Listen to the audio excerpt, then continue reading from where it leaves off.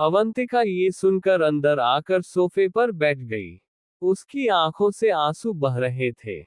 शिखर भी उसके पीछे अंदर आया। उसने कहा, अरे तुम भी कहाँ इन गांव वालों की बातों में आ जाती हो, मॉडर्न होते हुए भी भूत प्रेतों में विश्वास रखती हो। अवंतिका ने कहा, तुम्हें तो कुछ समझाना ही बेकार है। जब तक हमारे साथ कुछ बुरा नहीं हो जाता तुम्हें कुछ समझ नहीं आएगा। दोनों बातें कर ही रहे थे तभी रौनक आया। क्या हुआ भाभी? अवंतिका ने उसे सारी बात बता दी। ये सुनकर रौनक के पसीने छूट गए। वो बोला, हाँ भाभी मैंने भी ये किस्से सुने तो हैं। अवंतिका ने कहा, ये बात अपने भैया को समझाओ। इन्हें समझ नहीं आ रहा कि हम कितनी बड़ी मुसीबत में फंस गए हैं। शिखर कुछ बोल नहीं पा रहा था। शायद उसे एहसास था कि उसने गलत तो किया है जिसकी सजा भुगतने के लिए वह तैयार था। शिखर ने कहा, चलो तुम दोनों की बात मान लेते हैं। लेकिन अब करना क्या है? अवंतिका जैसे बस यही सुनना चाहती थी। उसने तुरंत कहा, सबसे पहले इस गाड़ी को ठिकाने लगाओ। या तो इसे बेच दो, कहीं ले जाकर आग लगा दो। दोनों भाई मिलकर गाड़ी को आग लगाने की सोचते हैं, क्योंकि इस छोटी सी जगह में गाड़ी बेचना बहुत कठिन था। दोनों गाड़ी को एक सुनसान जगह ले जाकर आग लगा देते हैं। शिखर अपनी कार को जलते हुए देखकर रो रहा था। लेकिन रौनक ने उसे समझाया, भैया हम सही सलामत रहे तो इससे बड़ी गाड़ी खरीद लेंगे। दोनों शाम तक घर आ जाते हैं। अवंतिका खाना बनाकर तैयार कर चुकी थी। अवंतिका ने घर में घुसते ही पूछा, क्या हुआ, हो गया काम? शिखर बिना कुछ बोले सोफे पर बैठ गया। रौनक ने भाभी को समझा दिया। अवंतिक बोली, चलो मैंने खाना बना लिया है। आप लोग फ्रेश होकर आ जाओ। शिखर बोला, मेरा कुछ खाने का मन नहीं है। रौनक बोला, भैया कल से आपने कुछ नहीं खाया, भूखे रहने से क्या होगा, खाना खाओगे तो सोचने की शक्ति मिलेगी। कुछ देर बाद तीनों डाइनिंग टेबल पर बैठे थे। खाना खाने के बाद शिखर और रौनक दोनों छत पर टहलने चले जाते हैं। क्योंकि अवंतिका ने बाहर जाने के लिए मना कर दिया था। शिखर और रौनक दोनों छत पर घूम रहे थे। अचानक शिखर की नजर पहाड़ों के बीच में उस रास्ते पर जाती है जो जंगल को जाता है। उसे देखकर शिखर चिल्लाने लगता है, मैंने कुछ नहीं किया, मुझे छोड़ दो, मुझे छोड़ दो।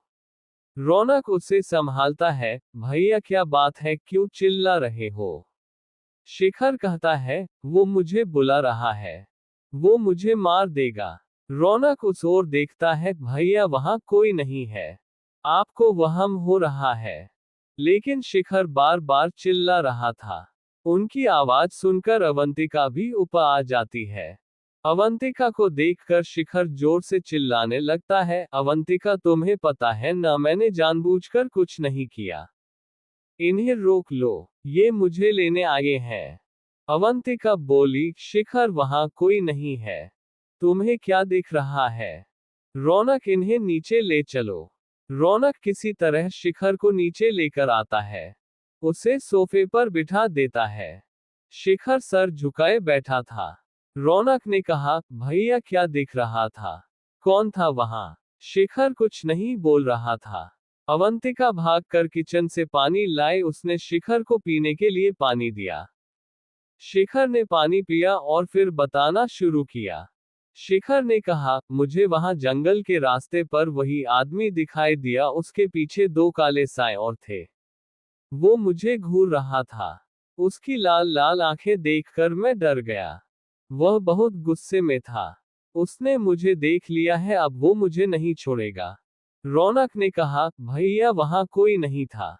मैंने भी देखा था। आप कल सो नहीं पाए हैं इसलिए आपको ये सब वहम हो रहा है।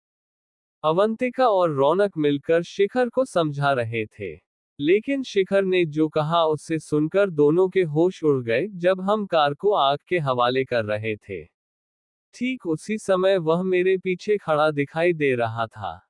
मुझे ऐसा महसूस हुआ, लेकिन मैंने सोचा कि यह मेरा वहम होगा। मैंने कई बार मुड़कर देखा लेकिन वहां कोई नहीं था। लेकिन मैं जैसे ही कार को देख रहा था, मैं रो रहा था। वह मेरे पीछे खड़े होकर हंस रहा था, जैसे उसका बदला पूरा होने वाला है। रौनक ने शिखर को कहा, लेकिन भैया मैं भी तो आपके साथ खड़ा था। मुझे तो कुछ भी महसूस नहीं हुआ। शिखर ने कहा, तुम इस सब में शामिल नहीं थे। गुनाह मुझसे हुआ है। सजा मुझे मिलेगी। रौनक तुम एक काम करो, अपनी भाभी को लेकर मुंबई चले जाओ। मेरे साथ जो होगा मैं सह लूंगा। ये सुनकर अवंतिका रोने लगी। उसे रोता देखकर रौनक ने कहा, भैया हम आपको इस मुसीबत में छोड़कर कहीं नहीं जा रहे हैं। जो भी होगा हम सब मिलकर उसका सामना करेंगे। मैं कल माली काका से मिलकर इस समस्या का हल ढूंढने की कोशिश करता हूँ। शेष आगे।